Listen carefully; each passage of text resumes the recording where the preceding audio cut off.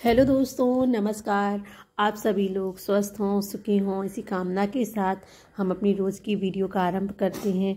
और आज की हमारी जो वीडियो का टॉपिक होने वाला है वो है कि जब भगवान का घर में वास हो जाता है तो हमें क्या क्या शुभ संकेत मिलते हैं। तो आइए जानते हैं इस वीडियो में। तो जैसा कि दोस्तों, भगवान को खुश करने के लिए लोग बहुत सारी पूजा पाठ और व्रत करते हैं। भगवान के आगे सुबह शाम दीपक जलाने से लेकर भोग लगाते हैं ताकि भगवान की कृपा उन पर बनी रहे और उन्हें जीवन में किसी भी तरह की समस्या का सामना ना करना पड़े। यह तो हम सभी जानते हैं दोस्तों कि भगवान की पूजा और अर्चना करने से वह हमसे प्रसन्न होते हैं। पर क्या आप जानते हैं कि वह हमें इस बात का संकेत भी देते हैं?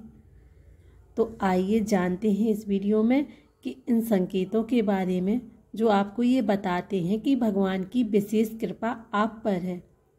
तो अगर आपको रात में नींद के दौरान बार बार सपने आते हैं और आपके सपने में मंदिर, भगवान की मूर्ति या फोटो दिखाई देती है, तो इसका मतलब है कि आप पर भगवान की कृपा बनी हुई है। कई बार ऐसा होता है कि आप किसी चीज़ को लेने के लिए आगे बढ़ते हैं, लेकिन लेते वक्त आपके मन में उसे लेकर कुछ संशय आ जाता है। सब कुछ ठीक होने के बाद भी कुछ ऐसा होता है कि हमें उस फैसले को लेने से मन रोकता है। इसका मतलब यह माना जाता है कि आपके साथ किसी दैवीय शक्ति का आशीर्वाद है। जिन लोगों पर भगवान की विशेष कृपा होती है, वह अमीर हो या गरीब, उन्हें हर जगह सम्मान मिलता है। अगर किसी को कम मेहनत करने पर भी सफलता हासिल होती है तो यह भगवान की ही कृपा की निशानी है। भगवान उन्हें हर परेशानियों से बचा लेते हैं। जिन लोगों से भगवान खुश रहते हैं वह हर परिस्थिति में खुश रहते हैं। उनके जीवन में भले ही कितने दुख क्यों ना हो, वे हमेशा खुश ही रहते हैं। उन्हें कभी भी किसी भी परेशानी से डर नहीं लगता। वह हर मुसीबत को आसानी से पार कर लेते हैं। कुछ ऐसे संकेत भी हैं जो हमें बताते हैं कि भगवान की कृपा हम पर है, जैसे उल्लू का दिखाई देना। उल्लू को काफ़ी अहम दर्जा दिया गया है। उल्लू को माता लक्ष्मी का वाहन माना जाता है, लिहाजा यदि आपको कहीं उल्लू दिखाई दे तो यह बेहद शुभ संकेत माना जाता है। किसी जगह अचानक उल्लू दिख जाए तो समझ लीजिए कि जल्द ही आप पर माँ लक्ष्मी की कृपा होने वाली है या आपके घर में पधारने वाली हैं। खान पान में कुछ बदलाव आने लगते हैं। माँ लक्ष्मी जिस घर में भी आती हैं उस घर में लोगों के खान पान की आदतें बदलने लगती हैं। कहा जाता है कि ऐसे घरों में लोगों को भूख कम लगने लगती है। खास बात यह है कि ऐसे लोगों को कम खाना भी पर्याप्त लगने लगता है। इसके अलावा ऐसे घर के लोग नशा और मांसाहार से भी दूरी बनाने लगते हैं। माता लक्ष्मी को साफ सफाई भी बहुत पसंद होती है।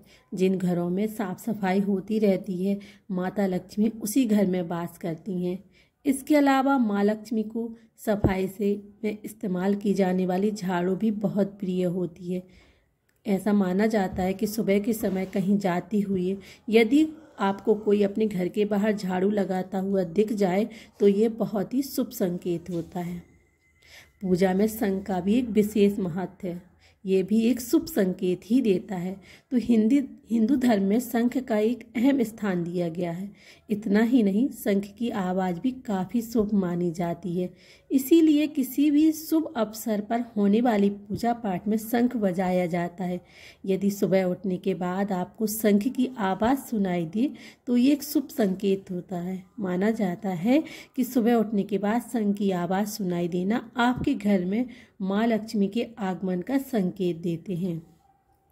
यदि आपको लगातार 3 दिनों तक घर से निकलते समय नीलकंठ पक्षी होता है, अगर उसके दर्शन हो जाते हैं या वो दिखाई दे जाता है तो समझ जाइएगा कि भगवान ने आपकी सुन ली।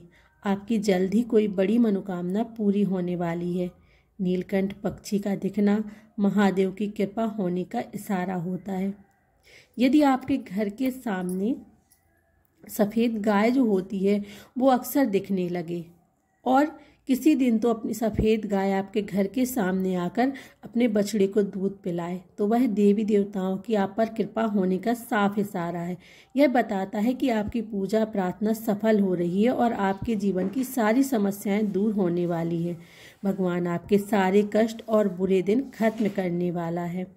तो ये छोटे छोटे से जो संकेत होते हैं वो हमें दिखते हैं। यदि घर के मुख्य द्वार के आसपास चिड़िया घोंसला बना ले तो यह बहुत ही शुभ संकेत होता है। इस बात का प्रमाण है कि आपकी पूजा सफल हो गई। चिड़िया और उनके बच्चों को गलती से भी न सताएं, बल्कि उनके लिए दाना पानी रखें।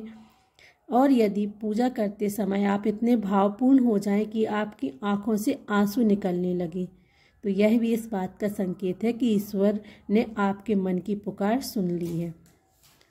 दोस्तों, अगर आप सुबह पूजा करने के बाद घर से बाहर जाएं तो आपको कहीं बंदरों का झुंड दिख जाए आपको, तो ये भी एक शुभ संकेत होता है और इससे माना जाता है कि आपकी पूजा सिद्ध होने वाली है। भगवान आप पर मेहरबान होने वाले हैं। कोशिश करें कि उन बंदरों को भोजन दें। यदि आपके घर में बिना किसी अगरबत्ती, रूम स्प्रे, आर्टिफिशियल फ्रेगनेंस के इस्तेमाल के भी घर में खुशबू और ताजगी महसूस हो तो यह समझ लें कि आप ईश्वर की कृपा है। साथ ही जल्द से जल्द आपके दिन फिरने वाले हैं। पूजा के दौरान घर में किसी अतिथि का आना भी भगवान की कृपा का ही संकेत है। यदि अतिथि को कोई तोहफा भी लेकर आए तो यह साफ इशारा है कि भगवान ने आपकी पूजा स्वीकार कर ली। यदि पूजा के समय जब हम दीपक जलाते हैं और उस दीपक की जो लौ होती है वो अचानक से तेज होकर जलने लगे तो समझ जाइएगा कि आपकी पूजा सिद्ध होने वाली है और ईश्वर की कृपा से आपके दुख भरे दिन जल्द ही दूर होने वाले हैं। अगर अक्सर आपकी नींद सुबह 3 बजे से 5:30 बजे के बीच में यानी कि ब्रह्म मुहूर्त में खुले तो यह भी ईश्वर का ही संकेत है कि भगवान आपकी भक्ति से प्रसन्न होने वाले हैं। जिस व्यक्ति की नींद अचानक से बार बार रात के 3 बजे के बाद खुलती है तो इसे मामूली बात ना समझे। ये संकेत बहुत ही शुभ माना जाता है। ऐसा माना जाता है कि रात के 3 बजे के बाद देवी देवताओं की शक्तियाँ जागृत हो जाती हैं जो कि आपसे बहुत कुछ कहना चाहती हैं। ऐसे में आपका बार बार 3 बजे के बाद उठना कामयाब होने का संकेत है। वहीं रात के 3 बजे के बाद देवी देवताओं से मांगा हुआ वरदान कभी खाली नहीं जाता। ईश्वर आपकी प्रार्थना अवश्य सुनते हैं। अगर आपको आपके सपने में ऊंचे ऊंचे पर्वत दिखाई दे और वहाँ से बहता हुआ झरना आपको दिखाई देता है और इस जल का आप पानी पी लेते हैं सपने में तो निश्चित तौर पर आपको कामयाबी अवश्य प्राप्त होगी। अगर आप अपनी शिक्षा का सही प्रयोग करके उससे परिवार चला रहे हैं तो ये भी एक ईश्वर की कृपा से ही संभव। दोस्तों, भगवान के कुछ संकेत तो हम अपने इशारों से समझते हैं, लेकिन कुछ संकेत ऐसे होते हैं जो हम अपनी रोज़मर्रा की ज़िंदगी में जी रहे होते हैं और हमें उनकी वैल्यू ही नहीं होती है और हमें लगता है कि ये तो कुछ भी नहीं है। तो कुछ संकेत आपको हम ऐसे भी बता रहे हैं। तो जैसे दुनिया में तमाम ऐसे लोग हैं जो शिक्षित होने के बावजूद शिक्षा का सही प्रयोग नहीं कर पाते। जिन लोगों की सेहत अच्छी रहती है उन पर भी परमेश्वर की विशेष कृपा होती है। सेहत खराब होने से सिर्फ आपके शरीर पर ही असर नहीं पड़ता बल्कि काफ़ी आर्थिक नुकसान भी होता है। इसीलिए निरोगी काया प्राप्त किए लोगों को खुद को भाग्यवान मानना चाहिए। यदि आपको जीवन में सुयोग्य जीवन साथी मिला हो तो ये भी परमेश्वर की ही कृपा से ही संभव है। एक अच्छा जीवन साथी आपके पूरे जीवन को खुशहाल बना सकता है, लेकिन अगर जीवन साथी खराब मिल जाए तो पूरी लाइफ झगड़े और कलेश के बीच गुजरती है। तो ये कुछ संकेत ऐसे भी हैं जो हम रोज़ अगर हमारी लाइफ में हैं तो हम उनको देखकर भी अपने आप को बहुत भाग्यशाली माने। अगर किसी व्यक्ति की संतान आज्ञाकारी है तो ये भी परमेश्वर की ही कृपा है, वरना आज के युग में ज़्यादातर लोग अपनी संतान की वजह से ही दुखी होते हैं।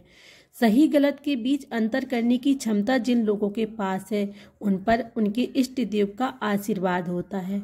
भगवान के दर्शन सपने में करने वाले लोगों पर भी देवी देवताओं की कृपा होती है, वरना परमेश्वर को देख पाना हर किसी के लिए संभव नहीं होता है।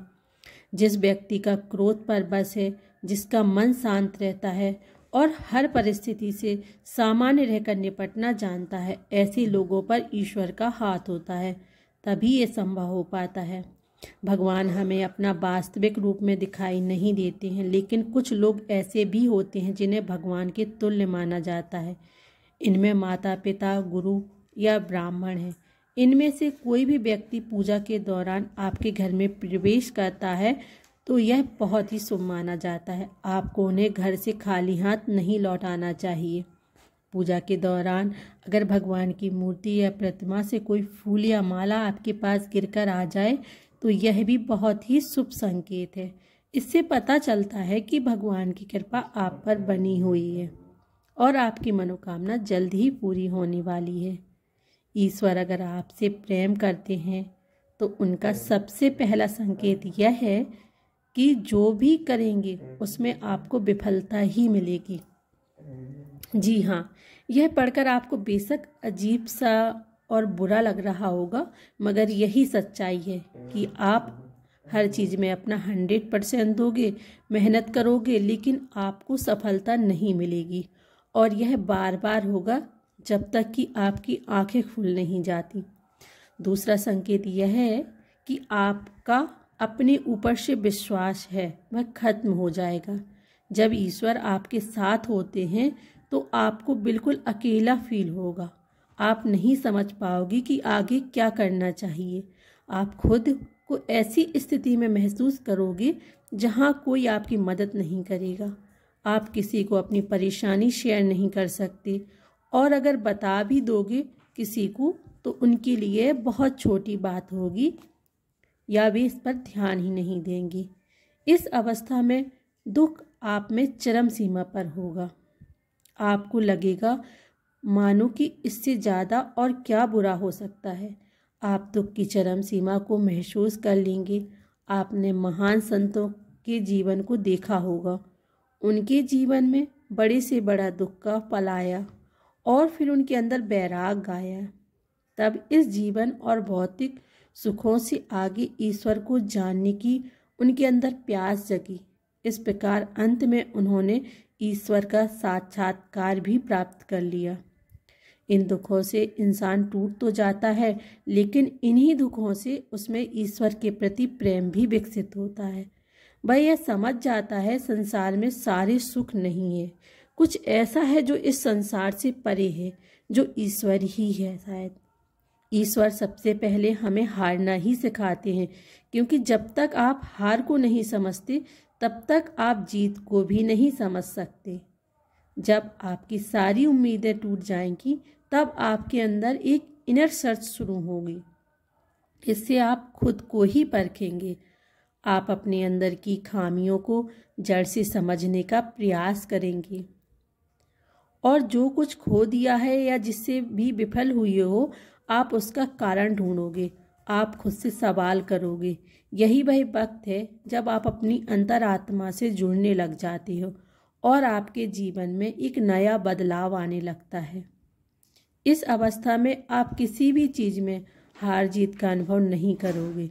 यह वह वक्त होगा जब आप बदल चुके हैं, आपके अंदर बदलाव आ रहा है, आपका नज़रिया जीवन के प्रति बदल जाएगा, जिससे बाहर घट रही घटनाओं का असर भी आपके अंदर बहुत कम होगा।